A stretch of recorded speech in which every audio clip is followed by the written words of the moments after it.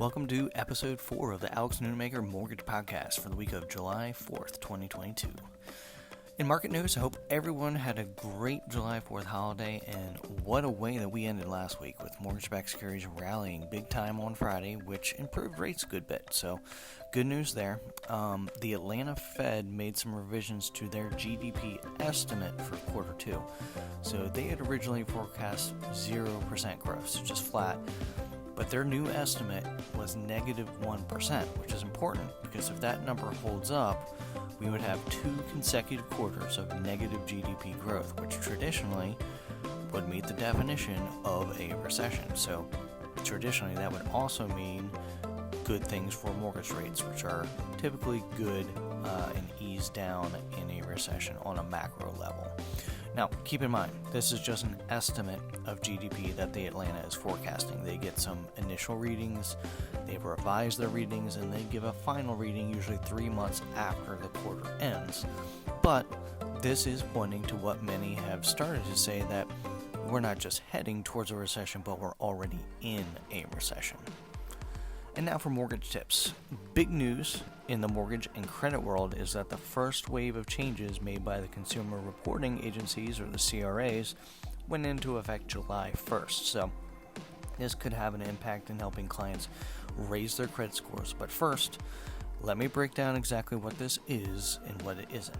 So from my desk, I look at credit reports all day long, and one of the most common derogatory items that I see on a credit report is medical collections. They're usually small, inconsequential collections that amount to basically a missed copay, $25, $50, $100. And they get reported to the credit bureaus, when in reality, most of these collections aren't due to someone's financial instability. It's just poor accounting, poor communication from the medical service providers. And consumer advocates have pointed out this for years, that it's really not fair for these companies to do such a poor job at communicating medical bills and then hold people hostage once it gets reported to their credit report, when in reality it shouldn't reflect poorly on people's credit. So most people aren't even aware they had a collection, and once they do realize it, they just pay it off, but the damage is already done. So now, July 1st, this is what goes into effect. So if there is a paid medical collection, so there was a collection but it was paid, instead of it remaining on the consumer's credit report, it will automatically be removed from the borrower's credit report and history, which is huge.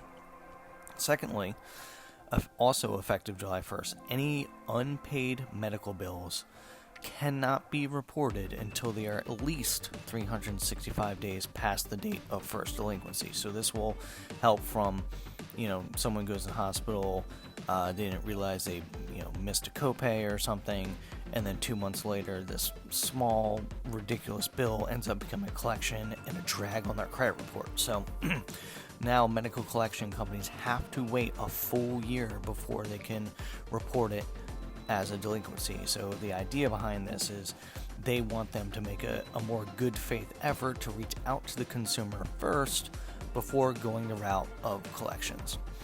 Now, something coming down the pike that won't go into effect until next year, on March 30th, is that the CRAs will no longer include on consumer reports any medical debt that has a balance of less than or equal to $500. So they're doing away with all these small, inconsequential collections. It needs to be $500 or more in order for it to show up on a credit report. So it's not going to eliminate all medical collections, but this should really cut down on the reporting of medical collections to only really serious delinquencies. And it's estimating that 70% of medical collections will be impacted by this. That will completely be removed by consumers' reports. So if you have someone whose credit score is low and it's because of medical collections, there's some help on the way. They might already have an increased credit score. Finally, the quote of the week. Today's quote of the week comes from one of my personal favorites, John Wooden. Things turn out best for the people who make the best of the way things turn out. The market's changing. The market's always changing. Let's make the best out of the opportunities that we have right now, today.